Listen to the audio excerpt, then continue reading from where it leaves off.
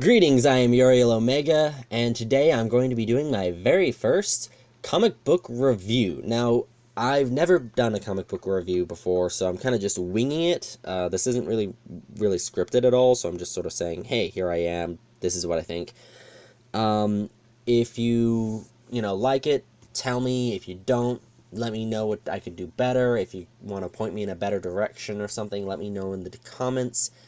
Also, I'm going to go ahead and tell you that I'm going to leave a list of the people who created the comics in the description. So the executive editor, cover artists, etc. I'm going to leave a list of them in the description, so you can, if you want to read this, and then you also maybe want to check out what else they've done, you can take a look at that.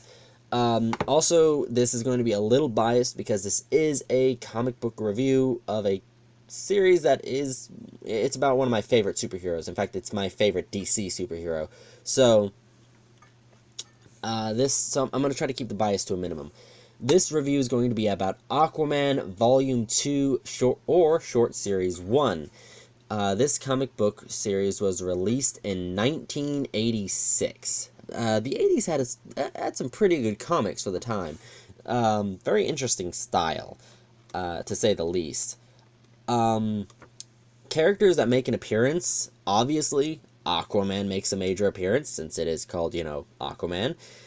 His looks are very different than he was in the first series, and especially if you're not really used to Aquaman at all outside of, the Super Friends, the old kind of comic book stuff, he's a little bit different, primarily because of the fact that he changed outfits specifically for this series, supposedly to like blend in with the waves and such like that, but he doesn't really ever do any blending. It's a blue outfit with a little bit of white on it and multiple colors of blue. It really looks like it belongs in the 80s. It looks like Aquaman's about to go do some disco. Also, his hair grows out a little bit in this comic book, which kind of ends up happening in future comics as well.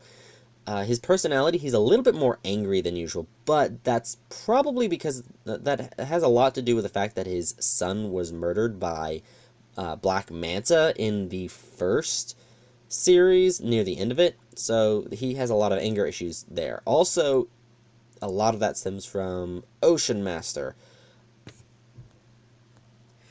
Ocean Master is another character who makes a major appearance in this comic book series, and is, as always, a major thorn in Aquaman's side. Ocean Master, or his real name, Orm, is Aquaman's brother. He's a major antagonist in a lot of Aquaman's comic books, and I'll go more into his purpose there in a little bit. Another character who makes an appearance would be Volko, who is acting as king, because in the last series, the first series that happened, Aquaman stepped down from being king after his son died and a whole bunch of other stuff was going on.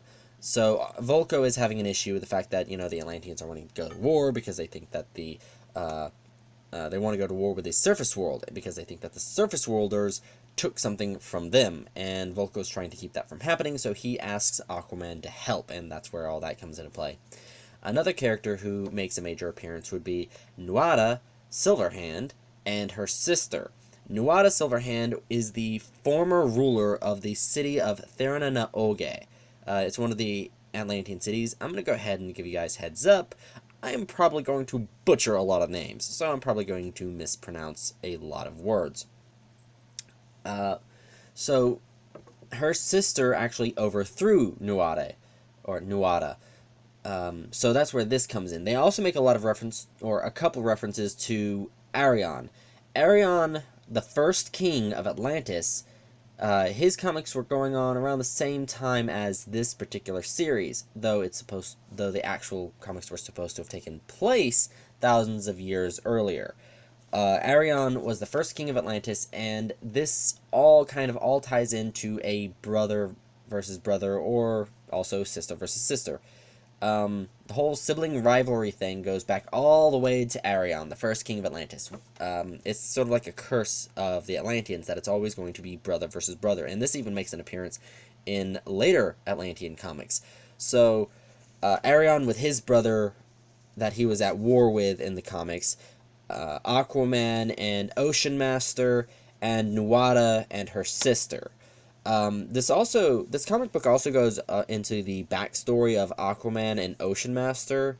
This whole storyline kind of in a way gets written out from the continuity, but it doesn't at the same time, so they kind of revamp it while keeping it there. It's kind of weird. I might go into that in future videos. But yeah, so it goes into their backstory about them having the same father but different mothers, and Ocean Master being kind of pushed to the side by their father because he was normal, so he kind of just ended up trying to search for ways and trying to be better than Aquaman, etc., etc. I really like this comic because of the fact that it goes into Aquaman's anger and emotions, but also what he feels beyond anger.